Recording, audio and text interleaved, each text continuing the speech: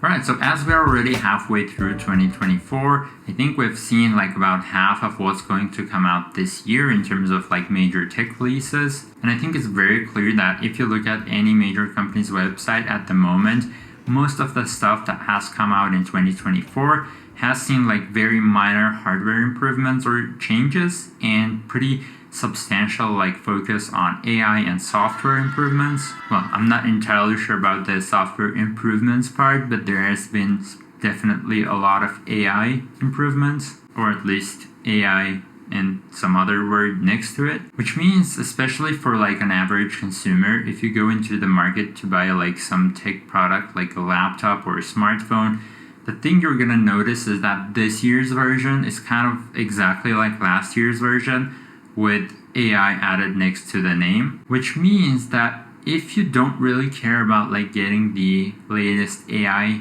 stuff as soon as possible, for a lot of stuff you could go with like the last year's version and still have a pretty good time. And that is exactly why I have this beautiful thing right here in my hand, which is the Galaxy Z Fold 5, and we are going to talk about why this may be the best foldable phone you can get in 2024 if you want a foldable device. I'd say at least for like the Western markets, because in China, for example, you have all kinds of like Vivo and Xiaomi and Huawei devices that are way thinner and I guess more powerful than the Z Fold 5 or even the Z Fold 6. But yeah, because of the nature and the specifics of like foldable devices, I do want to start off the video by talking about the build quality. But as you can see, I do have a case on my device with the S Pen, which is like the official S Pen case from Samsung. And the front of this case is basically applied to your smartphone, like using like adhesive around the inside of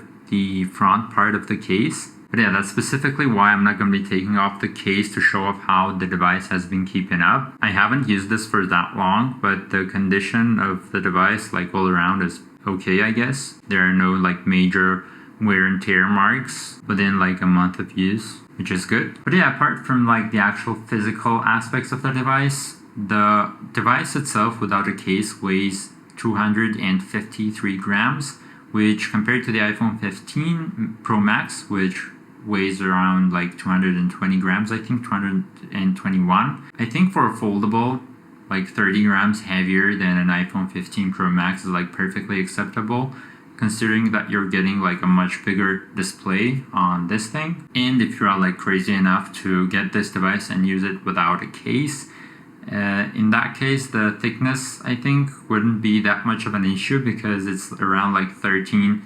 millimeters, which is about the same as an iPhone 15 Pro Max, for example, with a case on it. But of course, as soon as you put a case on this thing, it gets like much thicker. Although I wouldn't complain like about the thickness of this thing, because I would even like take something even thicker than this if it meant that I would be getting like bigger battery. But also like compared to older Fold devices, starting with the Fold 5, I think they managed to make the gap like almost non-existent when it is folded shut.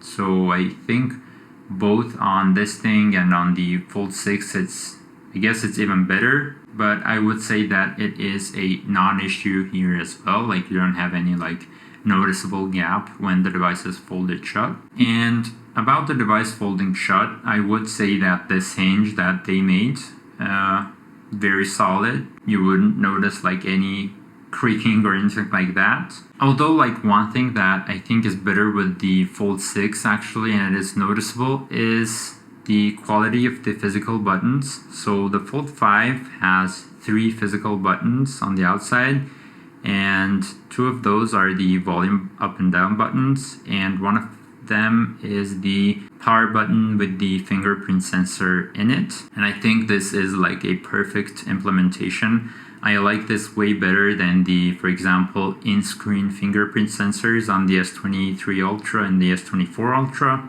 But the buttons for like the volume up and down, very mushy and not very clicky. So I think the ones on the Fold 6 are a bit better. But yeah, apart from like the buttons in terms of like the physical stuff, I'm very interested to see how the inner screen holds up as well. So as I said, I've been using this for like less than a month, so I can't report like anything unusual. It's been working perfectly fine. But yeah, as we're already touching on the inner display, I think this is like one of the best smartphone displays you can get just because of the size and the quality of the panel.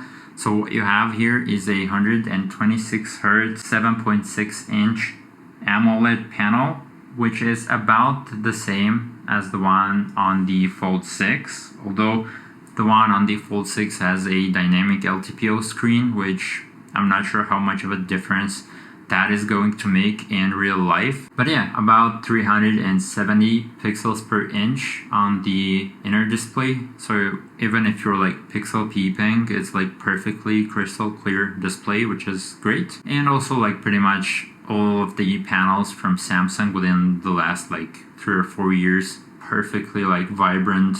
The colors are very nice looking on this display. And yeah, getting into the most controversial part of this device, which is the 6.2 inch outer, like the cover display, which I guess a lot of people have had hard time using because it's like very narrow and for typing it's not very convenient. But I think in terms of the quality of the actual panel, it's perfectly fine. It's a 120 Hz 6.2 inch display at 904 by 2316 pixels, and it's about the same PPI as the internal screen, like around 370, which means you're not going to be seeing like any pixels on this screen if you're pixel peeping. And also it's covered by a Gorilla Glass Victus 2 glass, which means it should be relatively durable. But yeah, I'd say even when looking like next to each other compared to the Fold 6, both the outer display and the inner display are very comparable. I know that on the Fold 6, the outer display is a bit bigger, but I would say that in real life, it wouldn't make like that much of a difference because it's still a narrow display.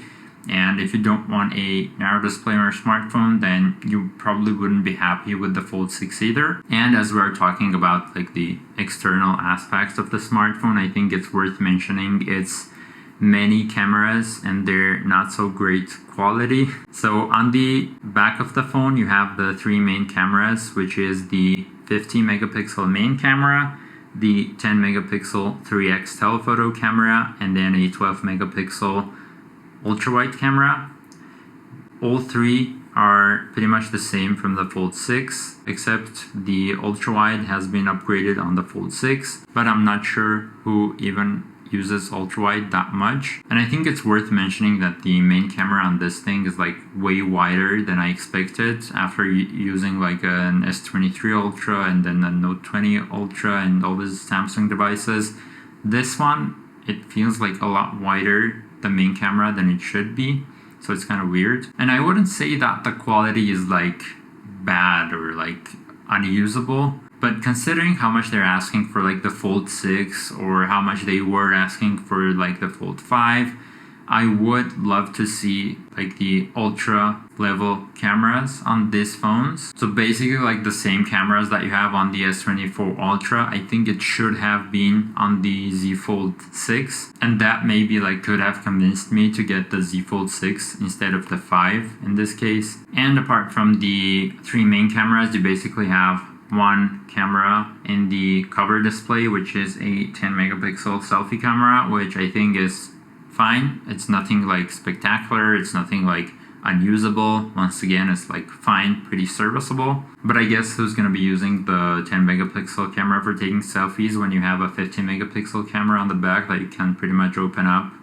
and use the cover display to take a selfie. But yeah, also when you open up the device, you have the hidden under display camera, which is a 4 megapixel selfie camera, which is bad. Like it's not great, so you can use it for like video calls, but it's nothing to write home about. But yeah, the last thing I would add about the camera is that if you want like the best possible quality from your smartphone camera, I would suggest like against buying a Fold 5 or a Fold 6, and I'd suggest going with something like the S24 Ultra or wait when the Pixel Fold comes out in a few days, and I'm pretty sure the cameras are going to be great on that one as well. But yeah, moving on to the other stuff that hasn't really been changed by that much between the Fold 5 and the Fold 6, which is performance. So in the Fold 5, you have the Qualcomm Snapdragon 8 Gen 2, which is a 4nm processor. And on the Fold 6, you have the Snapdragon 8 Gen 3, which I think is again a 4nm processor. So here as well, I wouldn't expect like huge gains in terms of efficiency because it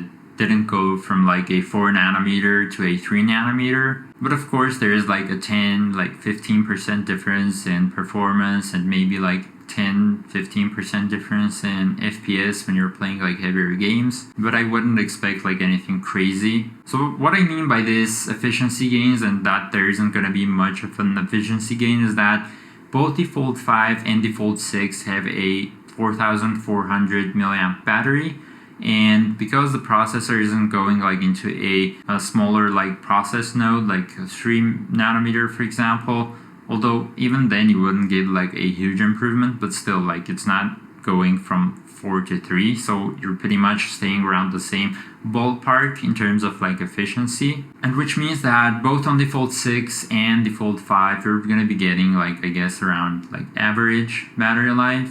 Like I wouldn't say it's great, I wouldn't say it's bad, I'd say it's fine. For example, just like the cameras are fine both on the Fold 6 and the Fold 5. And what I mean by fine is like around like 5 to 6 hours of screen on time on a good day if you're not using like that heavy workloads like very high graphics gaming and things like that. And if you leave the charging protection on, which basically limits your full charge to 80%, you're going to be closer to like 4 to 5 hours. And once again, I guess this is going to be like about the same on the Fold 6 as on the Fold 5, maybe like give or take like 20-30 minutes. And I'm not even sure if that is going to make a difference like in the real life, like 20-30 minutes. Maybe it will, maybe it won't, I'm not sure. So yeah, as you can see, like pretty similar stuff between the Fold 6 and the Fold 5.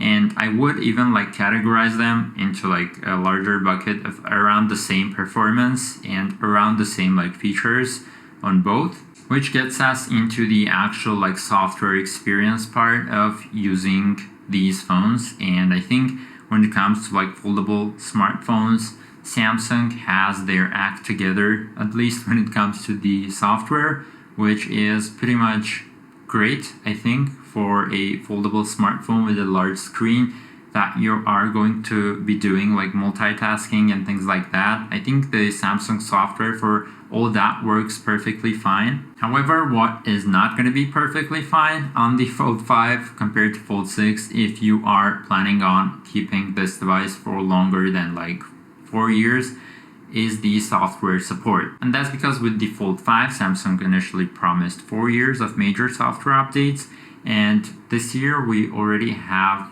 gotten one major software update, which leaves us with 3 more, which means like 3 years basically, I guess, give or take. Whereas on the Fold 6 you have like 6 or 7 years of major software updates and then like security updates as well, which I guess if you care about like getting new features and stuff that comes out with like next year's model on your device and things like that, then yes, maybe the Fold 6 is a bit better in that sense, although I wouldn't hold my breath for it. And that's because, for example, some of the generative AI features that Samsung introduced with the Fold 6 have not trickled down to the Fold 5, for example. Especially the stuff you have around like generative photo editing and like filling some areas that you select with random like generated stuff. So I would say like in terms of like getting Fold 5 in 2024, I'd say for the price that